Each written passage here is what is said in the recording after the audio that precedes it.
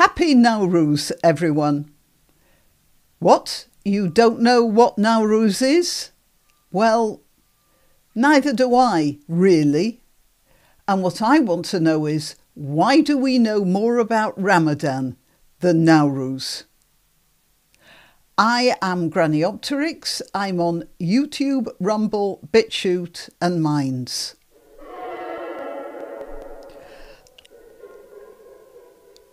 Nowruz is the Persian New Year, and here we see some people celebrating in what you might call traditional Persian costume. The United Nations has marked the 21st of March as International Nowruz Day. Now, if I'm mispronouncing it to anyone who's Iranian or Persian, I apologise. I've just got this here, so it's Nowruz to me. I hope you understand that my feelings come from the heart, even if the pronunciation doesn't come out of the mouth in the correct way. Commemorating a holiday that sees millions around the world eating, dancing and furiously spring cleaning the house from top to toe.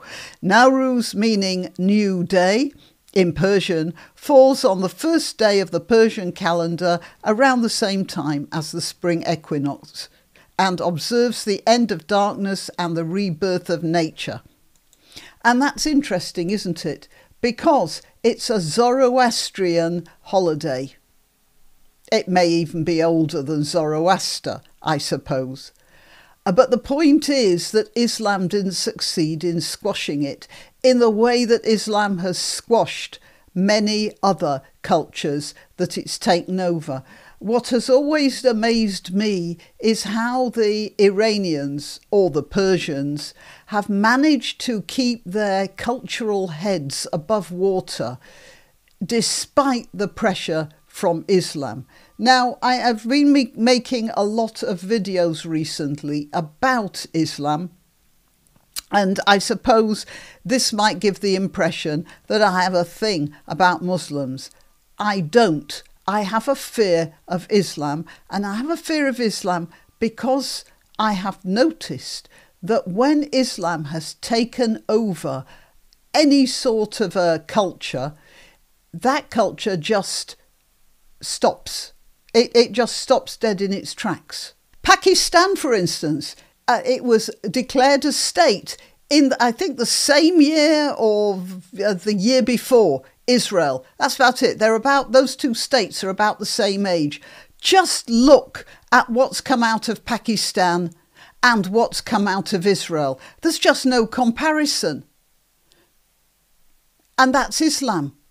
That is Islam. It's got this cultural effect. And I don't know how many times I have to say this to convince people. There are sects of Islam, by the way, which would be more forward-looking. There's the Ismaili branch and the Ahmadi branch. If the whole of Islam were like that, everything would be a lot better. But it isn't, because the two main branches, Shia and Sunni, are both absolutes. And once they have control of a society, it stops dead. And dead, possibly in a very literal way. Yes, in the 12th century, Islam was way ahead of Europe. And yes, it was. It was, and then it stopped. Islam was way ahead, or rather the Muslim empire was way ahead of Europe in the 10th and 11th centuries, because it was fairly tolerant at the time. And so the people who were doing research, medical, coming up with especially astronomical and mathematical discoveries and all the rest of it, many of them were not actually Muslims. We see them now with Muslim names in the same way that we see people in the Middle Ages in Europe with Latin names, although they weren't Romans.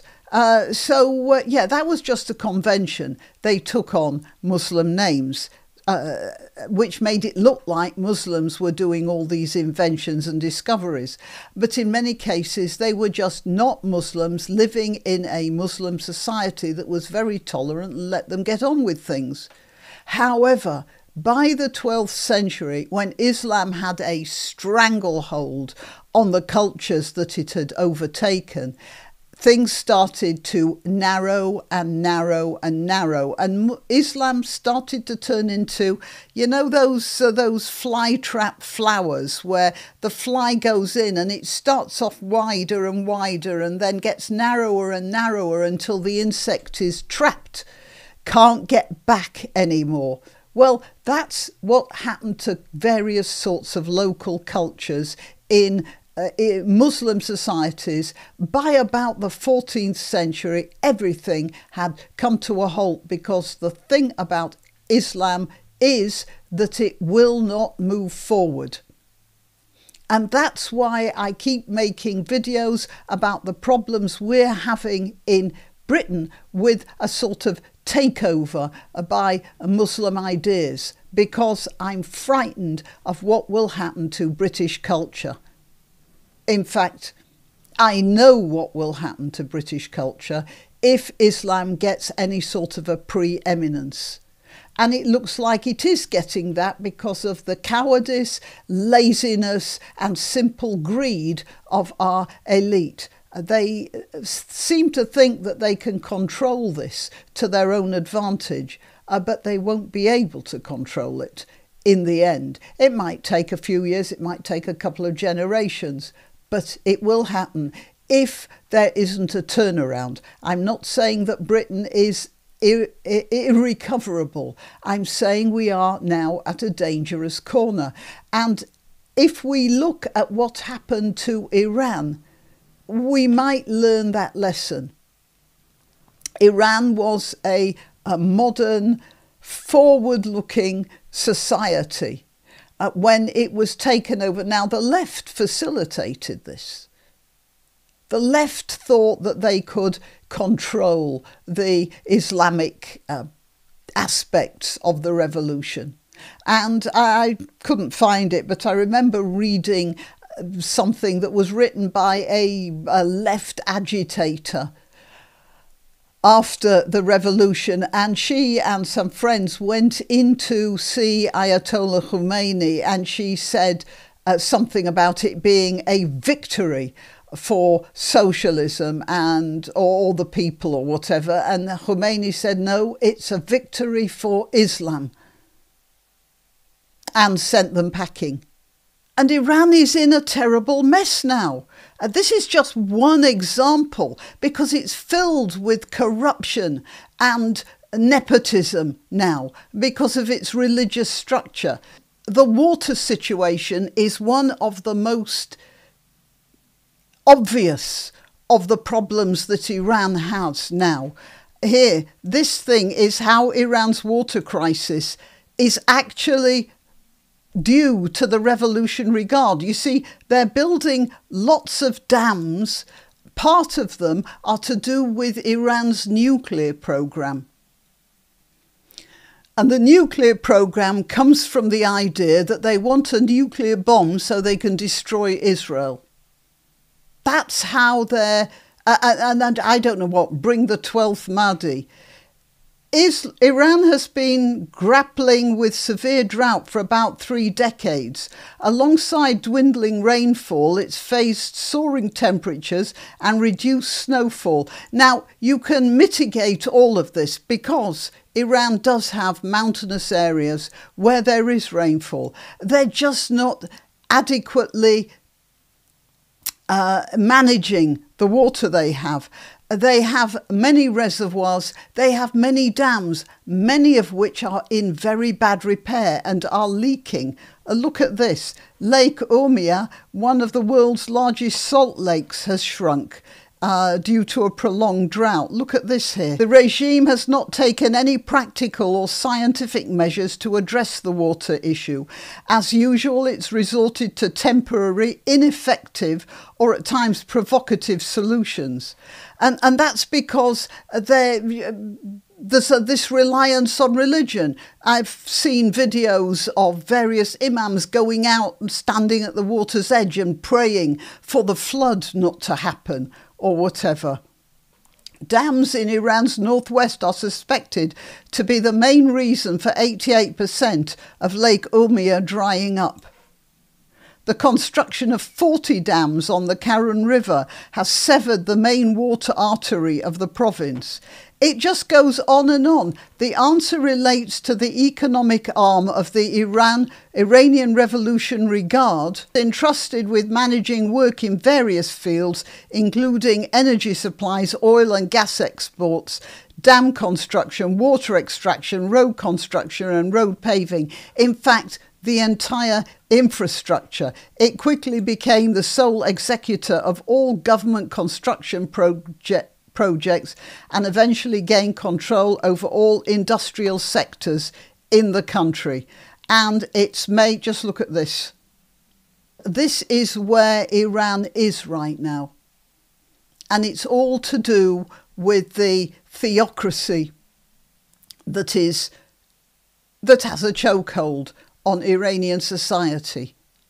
That's the problem, and it's something we have to be aware of. And at least I want to tell you that if you look at this, you will see that despite the 1,000-year pressure, more than 1,000-year pressure of Islam in Iran, you will still find Iranians or Persians, depending on how you're going to define them, celebrating Nowruz.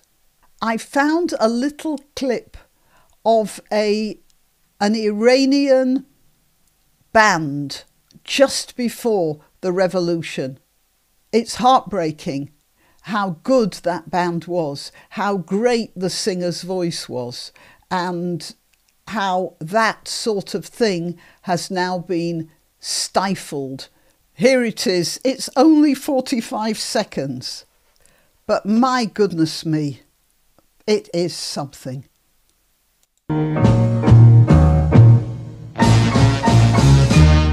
One of these days that it won't be long, you're gonna look for me, but I'll be gone and I'll believe. Yes, I believe. I say I believe. I believe. Yes, I believe. Oh, I believe to my soul. But you're gonna try to make a fool of me.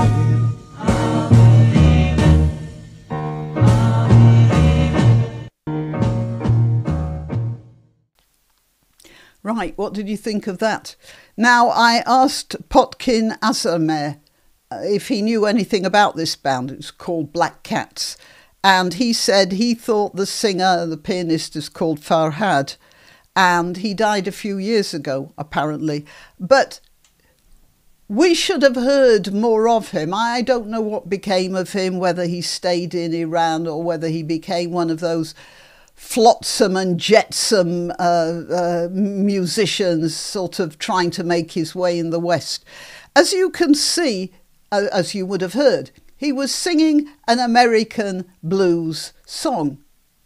But that would have morphed, given half a chance, into a native Persian version of this sort of music, given half a chance. But it didn't, because the Islamic regime took over. From what I can tell, the sort of songs you hear on Iranian radio now are filled with hate for the West.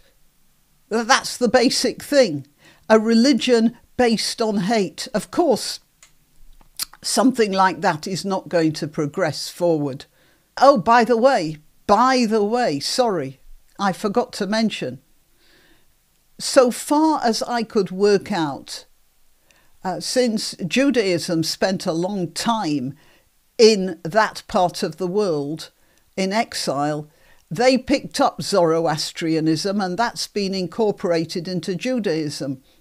and from Judaism into Christianity. So we all have Zoroastrianism somewhere in our minds, and we should acknowledge that. The BBC actually had, in a radio soap opera, one of its non-Muslim characters fasting for Ramadan.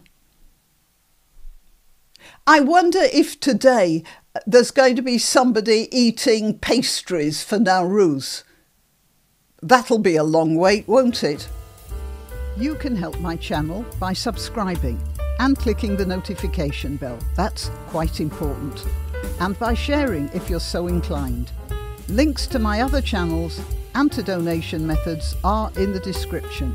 But the best way you can help is simply by clicking like and notify. Thank you.